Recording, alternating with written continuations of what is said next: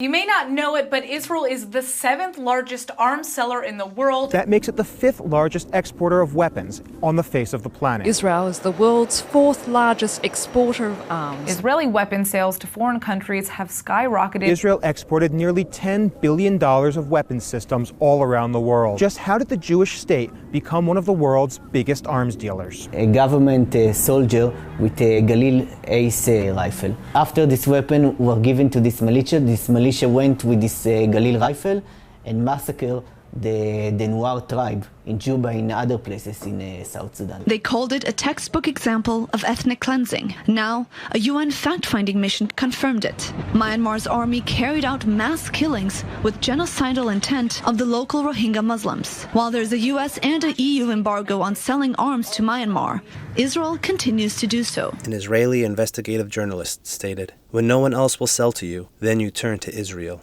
Like Rodrigo Duterte, president of the Philippines, who has been widely accused of committing war crimes and grave violations of human rights against his own people. At least if Germany had Hitler, the Philippines would have, but my victims.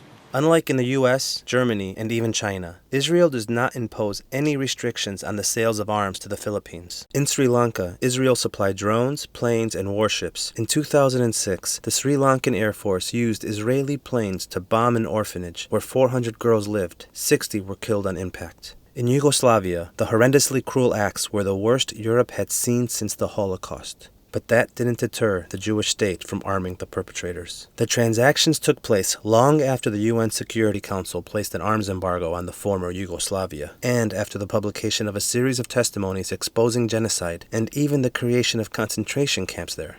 To retain its facade as the only democracy in the Middle East, Israel tries to keep the details of its arms deals a secret, contrary to how a real democracy works. A group of Israeli human rights activists have filed Freedom of Information requests with their country's defense ministry. In every instance, the ministry denied their request and they were forced to appeal to the Supreme Court.